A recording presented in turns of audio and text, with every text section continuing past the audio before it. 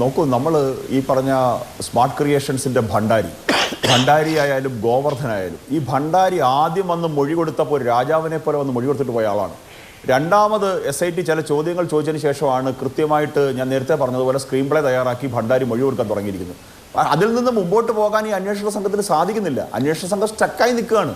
അവിടെയാണ് മറ്റൊരു അല്ലെങ്കിൽ ഈ കാര്യങ്ങളെല്ലാം വിശാലമായ ക്യാൻവാസിൽ അന്വേഷിക്കാൻ പറ്റുന്ന ഒരു അന്വേഷണ ഏജൻസി എന്നുള്ള ചിന്തയിലേക്ക് കാര്യങ്ങൾ പോയിക്കൊണ്ടിരിക്കുന്നത്. കാരണം ഇത് ബ്രേക്ക് ചെയ്തെങ്കിൽ മാത്രമേ ഇത് മുന്നോട്ട് പോകത്തുള്ളൂ. ഇത് ചെറിയൊരു തട്ടിപ്പല്ലല്ലോ. ഇതിനകത്ത് പങ്കാളികളായേക്കുന്നതെല്ലാം ഈ സിസ്റ്റത്തിൻ്റെ ഭാഗമായിട്ട് നിന്നവരാണ്. ഒരു ദേവസ്വം ബോർഡ് ഇതിൻ്റെ പുറകിൽ, അതായത് നോക്കൂ, 2 ദേവസ്വം ബോർഡ് പ്രസിഡന്റുമാർ അകത്ത് കിടക്കുകയാണ്. ഇപ്പോൾ ഇവിടെ ശ്രീ PK ഗോപൻ ഒരു എന്താ പറയുക ഷോക്കേസിലെ കത്തിക്കഥയൊക്കെ പറഞ്ഞല്ലോ. ഇത് അദ്ദേഹം പറയുന്ന സമയത്ത് റിമാൻഡ് റിപ്പോർട്ടിൽ ഉൾപ്പെടെ എഴുതി വെച്ചിരിക്കുകയാണ് പത്മകുമാർ എന്നുള്ള ആരോപണം. അദ്ദേഹം ഇപ്പോഴും ജില്ലാ കമ്മിറ്റി അംഗമായി തുടരുകയാണ്. ഒരു വരി സ്റ്റേറ്റ്മെന്റ് കൊണ്ട് പോലും അദ്ദേഹത്തെ തള്ളിപ്പറയാൻ, അല്ലെങ്കിൽ ഒരു സസ്പെൻഷൻ കൊണ്ട് പോലും തള്ളിപ്പറയാൻ സാധിക്കുന്നില്ല.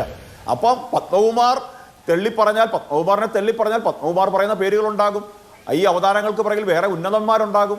ഈ ഉന്നതന്മാരിലേക്ക് പോകാൻ SITക്ക് സാധിക്കുന്നില്ല.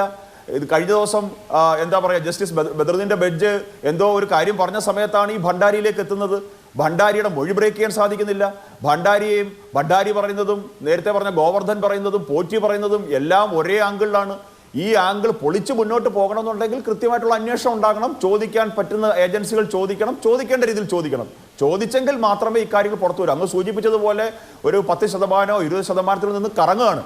അവിടെ നിന്ന് ഇതിന് പുറകിലുള്ളത് ആരായാലും, ഏതുന്നതനായാലും, ഏതവതാരമായാലും അവരെല്ലാം വരണം.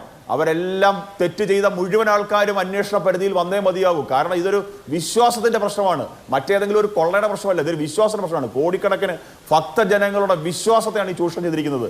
അതുകൊണ്ട് ഇത് തെളിയേണ്ടുന്നത് ഈ പറഞ്ഞതുപോലെ കാത്തിരുന്നതിന് ശേഷമല്ല, കൃത്യമായ രീതിയിലുള്ള എവിഡൻസ് തയ്യാറാക്കി ഇതിനകത്ത് അന്വേഷണം നടന്ന് ഇത് തെളിയിക്കപ്പെടുക തന്നെ ചെയ്യണം.